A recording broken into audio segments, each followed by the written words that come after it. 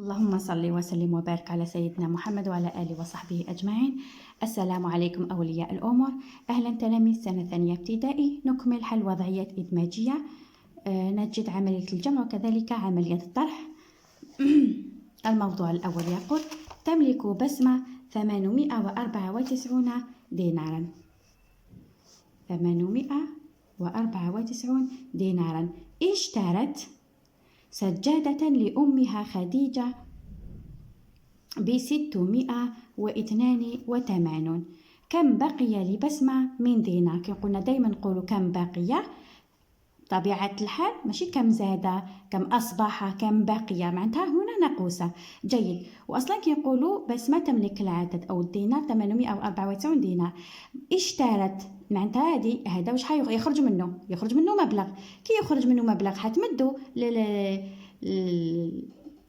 للبائع، بالتالي حينقص من عندها. اشترت لأمها بمبلغ 682 دينارا.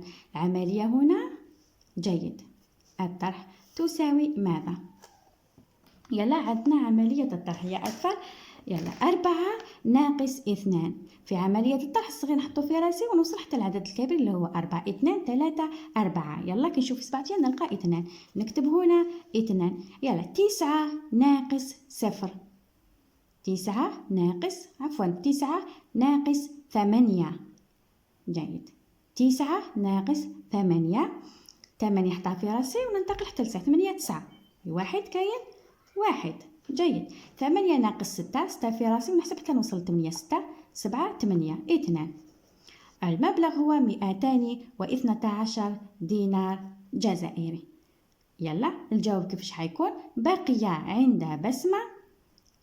لبسمة 212 دينار جزائري. واضح؟ هكا يكون الجواب. بالنسبة للموضوع الثاني: بمدرستنا 98 تلميذا لسنوات السنة الخامسة. السؤال: ما هو عدد الإناث إذا كان عدد الذكور 68 تلميذا؟ بمدرستنا معناتها هذا الإجمالي تاع المدرسة، عدد التلاميذ هو 98 تلميذ. ما هو عدد الإناث إذا كان عدد الذكور؟ احنا واش نلقاو؟ عدد الإناث. واضح؟ النتيجة تاعي لازم نلقى ماذا؟ عدد الإناث. مع العلم إذا قالوا لي أنه عدد الذكور يساوي 68. هذه العملية لي واش تشبه يا أطفال؟ أعطوني حاجة اللي هي الذكور 68 وأعطوني ماذا؟ النتيجة الكلية، معناتها القسم كامل، المدرسة كامل فيها شحال؟ 98. يلا أعطوني النتيجة الكلية، كامل المدرسة فيها 98 تلميذ. واضح؟ المدرسة فيها 98 تلميذ. أعطوني عدد ماذا؟ الذكور. ولازم المدرسة وش فيها؟ فيها الإناث وفيها ماذا؟ وفيها الذكور. أعطوني الذكور، أنا وش نجد الإناث، معناتها هذه علامة استفهام هنا، أنا اللي راح نصيب هذه النتيجة. أنا مرة قلت لكم في عملية الجمع كي يمدوا لكم العدد بهذه الطريقة، عملية الجمع بهذه الطريقة يعطوكم العدد الأول ويعطوكم النتيجة. واش ديروا؟ ولا شفيتوا؟ اللي كان يتبع دروسي أو يعرف دائما وأبدا كي يعطوني الأول ويعطوني النتيجة تساوي، يعطوها لي أنا واش ندير؟ هذا ناقص هذا، عملية الطرح. واضح؟ دائما نقول لكم ديروا هذه الطريقة، عملية الطرح. ندير 98 ناقص ماذا؟ 68. هكذا. جيد. 8 ناقص 8 نقسم 8 يعطيني 0. 9 ناقص 6 نحطها 6 في راسي ونحسب حتى نوصل 9. 6 7 8 9. 30 ماذا؟ تلميذا، بصح شكون هم؟ من الإناث. واضح؟ جيد. يلا الجواب واش راح يكون؟ استغفرك الله واتوب اليك. ما هو عدد الإناث إذا كان الذكور؟ عدد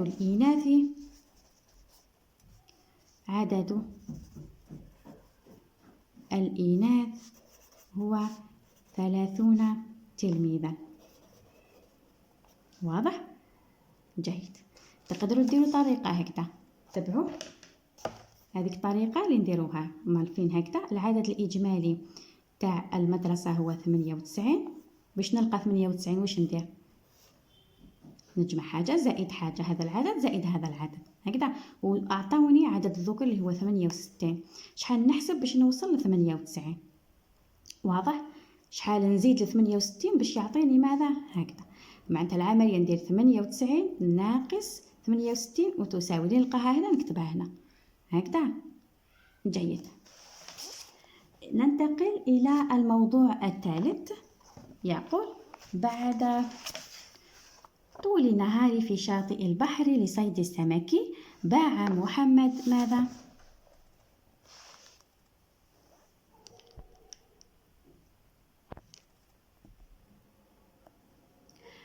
باع محمد 50 سمكة. محمد باع 50 سمكة. جيد. ترك لعائلته 25 سمكة، خلى لعائلته 25 سمكة أخرى. أهدى لأحبابه، زاد مد لأحبابه 14 سمكة، وأعطى ماذا؟ 3 سمكات لقطته الجميلة. جيد. أعطى 3 سمكات لقطته الجميلة. السؤال: ما هو عدد الأسماك التي اصطادها السيد محمد؟ جيد. عدد الأسماك التي اصطادها أحمد هي.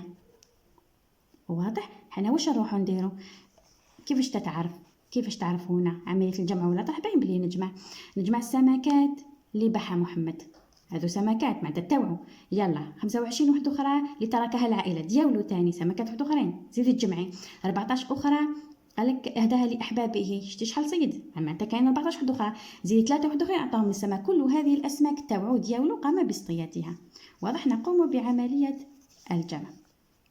0 زائد 5 5 زائد 4 5 في راسي 4 في يدي 5 6 7 8 9 زائد 3 9 في راسي 3 في يدي 9 10 11 12.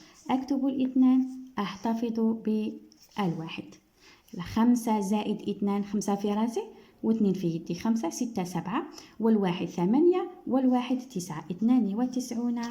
يلا اصطاد عدد الأسماك التي اصطادها أحمد هي 92 سمكة. واضح؟ جيد. ننتقل إلى الموضوع الرابع. يقول: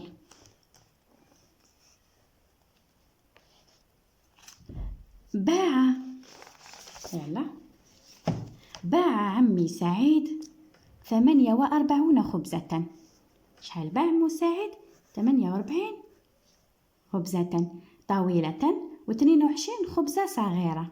باع 22 كاين طويلة و22 مهم خبز هو خبز. 22 خبزة صغيرة و30 خبزة دائرية. 30 خبزة دائرية.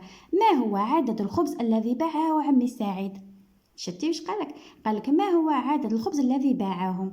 هو باع من هذا من الطويل ومن الصغير ومن الدائري. انا واش نقوم اجمع كل الخبز، يهمني الشكل طويل ولا قصير. المهم هو قال لي عدد الخبز الذي باعه، ما قال لي شكله. يلا معناتها واش نجمع 48 زائد 22 زائد 30. 8 زائد 2 8 في راسي 2 في يدي يعطيني 10. اكتب 0 احتفظ بالواحد. يلا 4 زائد 2 4 في راسي 2 في يدي 4 5 6 6 في راسي 3 في يدي 6 7 8 9 والواحد 10. 100 خبزة. معناتها نكتبوا عدد الخبز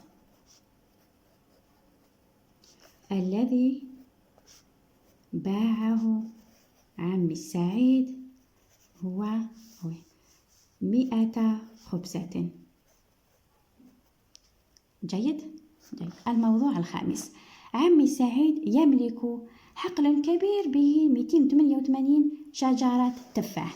فيه 288 شجرة تفاح. يلا و322 شجيرة إيجاز. 322 إيجاز. واضح؟ يلا ما هو عدد الكلي للأشجار؟ هذا التفاح وهذا إيجاز. يلا كم الأشجار كلها؟ عدد الأشجار معناتها كل الأشجار تاع التفاح وتاع الإيجاز. يلا 8 زائد 2 8 في راسي 2 في يدي 8 9 10. أكتب 0 أحتفظ بالواحد. 8 زائد 2 كذلك 8 في راسي 2 في يدي يعطيني 10 والواحد 11. يلا 2 زائد 3 2 في راسي 3 في يدي 2 3 4 5 والواحد 6. 610 شجرة. 610 شجرة. واضح؟ جيد. مازال فيها سؤال قالك أثمرت 600 شجرة. أثمرت ماذا؟ 600 شجرة. 600 شجرة والبقية لم تعطي الثمار. 600 فقط. احنا عندنا 610 شجرة، هذه هي المجموع 610. أما فقط التي أثمرت لدارت الثمار هي 600 فقط. السؤال ما هو عدد الأشجار الغير مثمرة؟ عدد الأشجار الغير مثمرة هي واش نديرو الأشجار الكلية 110 نقصوا لها فقط الشجرات ماذا؟ مجموع تاع الأشجار. واضح؟ نقصوا لهم الشجرات التي أثمرت. هذه شجرات التي أثمرت وهذه الكلي نقص لهم الأشجار التي أثمرت. واش يقعدوا لي هنايا؟ الأشجار التي لم تثمر. واضح؟ 0 زائد ناقص 0 0. 1 ناقص لا شيء 1. 6 ناقص 6 0. معناتها ماذا؟ 10. عدد الأشجار الغير مثمرة هي 10. السلامة.